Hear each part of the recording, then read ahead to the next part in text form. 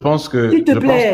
Je pense que ton niveau, il faut que tu ailles débattre avec continuer avec ceux qui ont le petit niveau parce que je peux pas Mais dis continuer à ça. perdre le temps dans ce genre de Ah, conditions-là mais parce que en fait, c'est toi. C'est toi.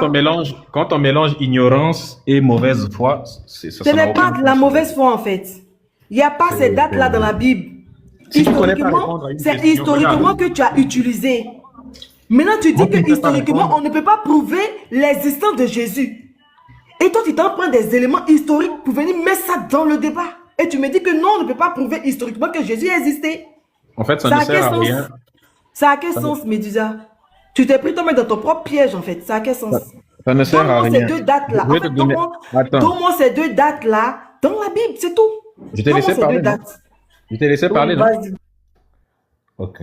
Je vais te donner un conseil et j'espère vraiment que tu ne vas pas l'ignorer parce que c'est extrêmement intéressant. Dans la vie, si tu veux avoir des connaissances, il faut éviter ce que tu es en train de faire. Il faut être honnête, il faut être sincère dans la vie. La sincérité, c'est quoi? Quand tu ne connais pas, tu dis, ah, je ne suis pas au courant, je ne sais pas. Je vais aller me renseigner peut-être. Quand j'aurai peut-être des connaissances sur cette question, on va en reparler. Est-ce que tu aurais d'autres aspects de la vie de Jésus, n'est-ce pas, que tu considères il n'a pas existé? C'est ce qu'il faut dire. Mais quand tu ne sais pas, il faut éviter de blablater, de dire des bêtises. Oh non, on n'a pas mentionné de date. Dans Matthieu chapitre 2, je t'ai fait lire Matthieu chapitre 2, verset 1. Et ça, c'est une séquence que je n'aime pas. Ce que je déteste, c'est quand on arrive à un moment où dans le débat, on commence à faire l'histoire du débat. Je t'ai dit ceci, j'ai fait ceci, après on a fait ceci. C'est une séquence ridicule. Et c'est toi, voilà pourquoi je ne voulais pas que tu ailles dans, parce que ça sert à rien. Ça devient, à ce moment-là, on n'est plus dans le débat, on est dans le Congo-ça du débat. Donc là, je vais encore répéter les choses pourtant qu'on a déjà dit et ça saoule les gens. Je t'ai cité Matthieu chapitre 2, verset 1. Depuis le début, le seul qui évoque la Bible ici, c'est moi, comme si c'était moi le vrai chrétien. Tu ne connais même pas ta propre Bible. Matthieu chapitre 2, verset 1. Jésus est né au temps du roi Hérode. Je t'ai donné les dates. Hérode est né de 73, tu tapes Hérode le Grand. Il est né en 73 avant Jésus-Christ et il est mort en l'an 4 avant Jésus-Christ. Si Jésus est né au temps du roi Hérode, il ne peut être né que entre moins 73 et moins 4, c'est-à-dire avant lui-même. Or, dans Luc chapitre 2, donc ça on appelle ça un contexte temporel. On t'a donné le temps, c'est une date. Pour donner la date, on n'a pas besoin d'écrire 27 janvier 1900, je sais pas, 99. On n'a pas besoin d'écrire ça. Si je dis que la personne est née au temps où Sarkozy était président, même si je n'ai pas donné une date précise, j'ai donné ce qu'on appelle une époque. Une époque. Et ce que je n'arrive pas à comprendre, c'est qu'à ton âge, que tu n'arrives pas à comprendre un argument aussi simple. On donne une époque. Une époque, même si elle est grande, elle comporte plusieurs années, au moins on sait que c'est à cette époque-là que la personne est née. Donc si je dis que Eau Précieuse est né au temps où Sarkozy était président, on sait que c'est seulement entre les 4 années où il était président. Parce qu'avant, il n'était pas président, après, il n'était pas président, mais c'est entre le début de son mandat et la fin de son mandat que tu es né. Donc, on n'a pas donné la date précise, mais on a donné l'époque de ta naissance.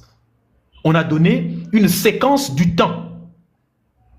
Donc, Luc lui dit non. Jésus n'est pas né dans la séquence de temps qui se situe entre 73 et l'an 4 avant Jésus-Christ. Lui, il dit, Jésus, il est né pendant le recensement de Quirinus, quand il y avait eu un édit de César. N'est-ce pas? Où il demandait de recenser toute la terre. Eh bien, Quirinus était gouverneur de Syrie.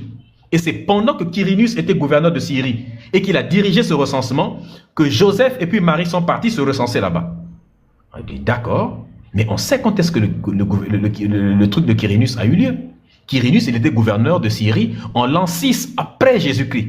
Donc si tu dis que Marie était enceinte et qu'elle est partie se recenser enceinte, comme il est dit dans Luc chapitre 2, du verset 1 à 5, que Jésus est parti se recenser, Marie et son copain est parti se recenser avec l'enfant dans le ventre, En l'an 6 après Jésus-Christ. Donc Jésus ne peut être né que en l'an 6, pas avant. Mais ça pose un problème. Il y a un écart de plusieurs siècles entre l'an 4 avant Jésus-Christ et l'an 6 après Jésus-Christ. Parce qu'après l'an 4, n'est-ce pas, il y a l'an 3, l'an 2, l'an 1, n'est-ce pas, d'avant. Il y a encore l'an 1 après. Puis, il y a l'an 2, l'an 3, l'an 4, l'an 5, l'an 6. Donc, il ne peut pas être né avant et puis après, ça n'a pas de sens. Il est né quand? Pendant l'époque d'avant ou l'époque d'après? Parce que regarde cet écart temporel. C'est ça qu'on te demande. Là, maintenant, il y a les chrétiens comme toi qui viennent pour dire, écoutez les gars, nous, on a bien maîtrisé notre christianisme, on a compris les trucs, et nous avons mis en place un calendrier. C'est Denis le Petit. Dans ce calendrier-là, on dit Jésus est né en l'an 1. Voilà pourquoi on dit l'an 1 avant Jésus-Christ ou après Jésus-Christ. Et vous avez l'habitude d'utiliser le calendrier des chrétiens pour dire, oui, mais si Jésus n'existe pas, je répète ta phrase, si Jésus n'existe pas, pourquoi on dit avant et après Jésus-Christ? On t'a répondu. Maintenant, on te pose la question, si Jésus a existé, réponds-nous simplement. Est-ce qu'il est né avant, entre l'an 73 et l'an 4, comme le dit Matthieu? Ou bien il est né en l'an 6, comme le montre Luc, pendant le recensement de Quirinus? Ou bien il est né en l'an 1 de lui-même, comme les chrétiens tels que Denis le Petit l'ont mis? Pour toi, laquelle des trois dates est vraie? La question est simple. Si tu ne réponds pas, je serai obligé de te faire descendre parce que c'est ce que tu veux. J'ai compris que c'est ce que tu souhaites, tu veux descendre, mais tu veux simplement me fatiguer pour que ce soit moi qui te descende. Est-ce que tu peux répondre, s'il te plaît? T'es pas coupé, s'il te plaît. Oui, mais tu peux terminé. Aussi... Je chute. Ma question est précise. Est-ce que tu peux répondre à cette question sans faire ce que tu as fait tout à l'heure, c'est-à-dire rentrer dans un charabia inimaginable? Simplement, directement à la question. Jésus est né quand parmi ces trois dates? Laquelle est vraie? Quand tu prends la parole, évite-le. Alors tu as dit ceci, et puis allez, tu as menti sur moi, tu as fait... Si tu veux montrer ça, tu feras ça après. Mais commence par répondre directement à la question, et après la réponse, tu peux, pour toi, me parler même pendant 1 heure de temps. Est-ce que tu peux me dire quand est-ce que Jésus est né parmi ces trois dates? On t'écoute? Je vais réitérer encore ma question. Trouve-moi ces dates-là dans la Bible. C'est la question que je t'ai posée, Médusa. Bonne soirée, précieuse.